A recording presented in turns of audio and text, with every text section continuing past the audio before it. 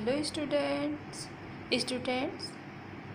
Home science के chapter number 9 में हम पर्यावरण और जनजीवन पर उसका प्रभाव के बारे में पढ़ेंगे। तो सबसे पहले हम पर्यावरण के अर्थ को जानेंगे।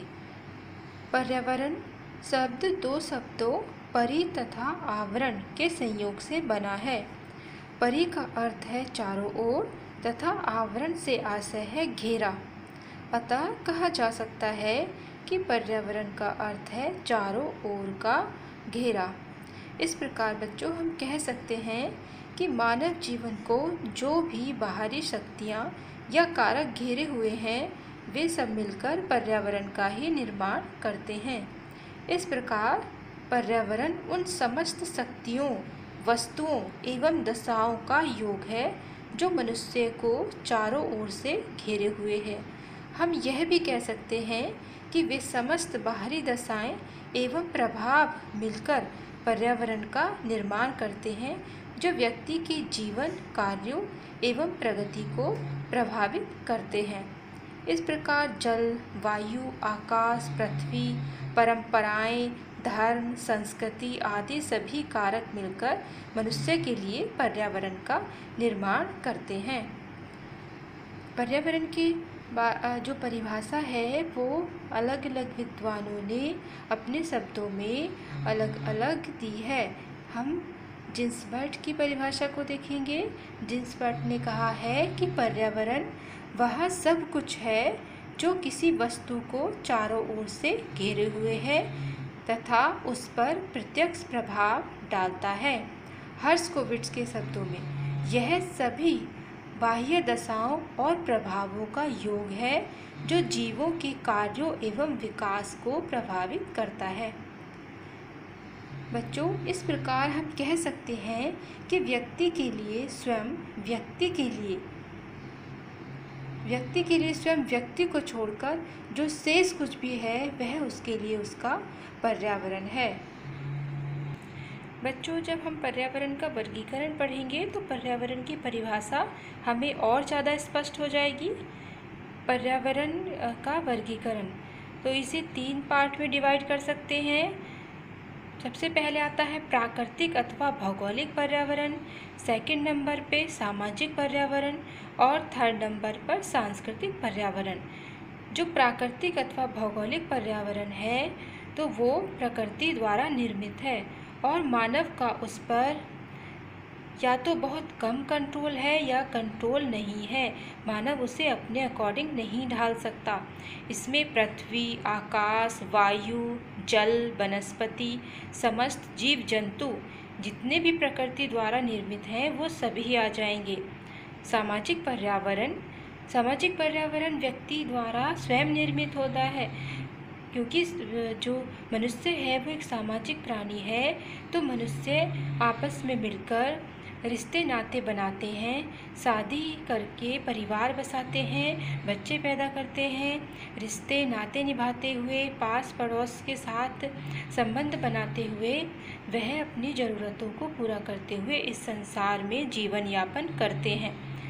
मनुष्य द्वारा जो पर्यावरण निर्मित होता है उसे सामाजिक पर्यावरण कहते हैं और व्यक्ति का इस पर अधिकतर नियंत्रण होता है, क्योंकि व्यक्ति यह अपनी मर्जी से डिसाइड करता है कि उसे कहाँ शादी करनी है, कहाँ विवाह करना है, किन रिश्तेदारों को उसे अपना बनाना है।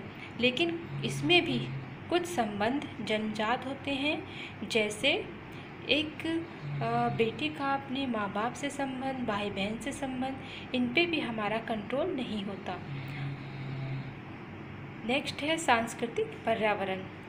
जो सांस्कृतिक पर्यावरण है उसको भी हम 2 पार्ट में डिवाइड करते हैं भौतिक सांस्कृतिक पर्यावरण और अभौतिक सांस्कृतिक पर्यावरण। जो भौतिक सांस्कृतिक पर्यावरण है उसे व्यक्ति ने धीरे धीरे समय के अनुसार बनाया है। जैसे जैसे उसे ज़रूरत महसूस होती रही तो उसने वस्तुओं का निर्माण शुरू किया। और वो हैं जैसे मेज, कुर्सी, computer, mobile, book, pen, cycle, tractor आदि।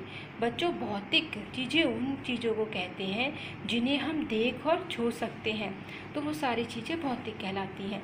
यहाँ तक कि जो मकान है और गाड़ी, ट्रैक्टर, ये सारी चीज़ें जिन्हें हम देख सकते हैं, छू सकते हैं, वो भौतिक कहलाती है। और इनका निर्माण यदि व्यक्ति ने किया है तो वो भौतिक सांस्कृतिक पर्यावरण कहलाएगा। अभौतिक सांस्कृतिक पर्यावरण वह पर्यावरण है जो व्यक्ति ने निर्मित किया है, लेकिन उसे हम छू नहीं सकते, देख नहीं सकते, लेकिन वो हमारे जीवन में महत्वपूर्ण भूमिका निभाते हैं।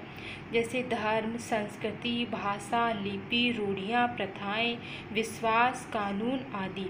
बच्चों, ये जो संस्कृति है तो वो धीरे धीरे निर्मित हुई है, उसे हम एकदम से नहीं बना सकते।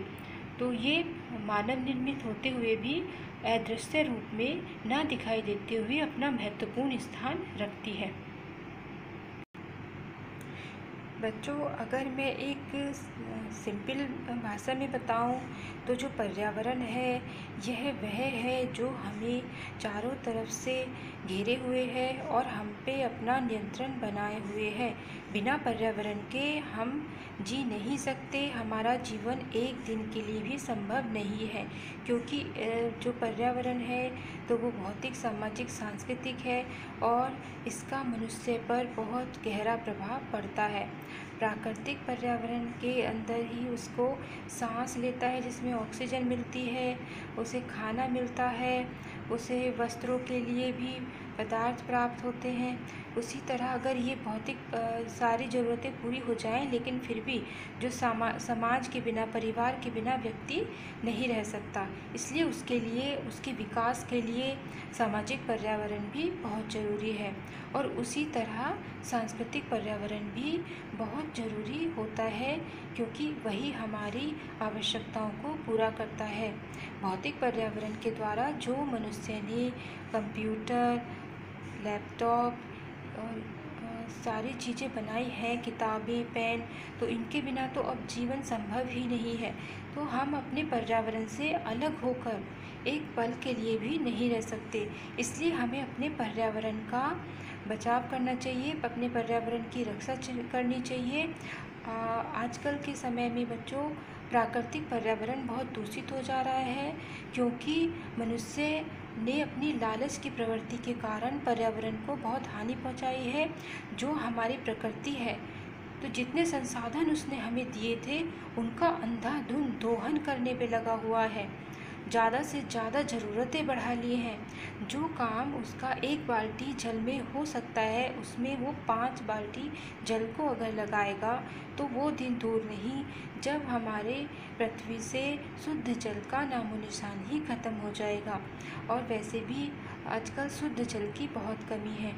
बच्चों, इसी तरह से पेड़ पौधे भी हमारे पर्यावरण को बनाए रखते हैं, हमें शुद्ध ऑक्सीजन देते हैं, कार्बन डाइऑक्साइड को कम करते हैं।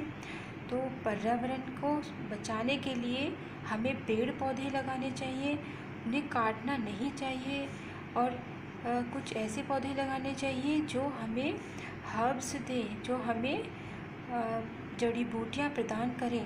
अपने घरों में तुलसी, नीम आदि के पौधे जरूर लगाने चाहिए।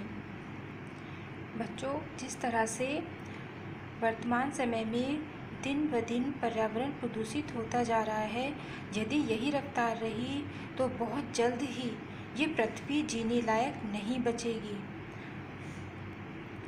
इससे नेक्स्ट वीडियो में हम बच्चों जानेंगे कि पर्यावरण का हमारे जनजीवन पर क्या प्रभाव पड़ता है। थैंक यू बच्चों।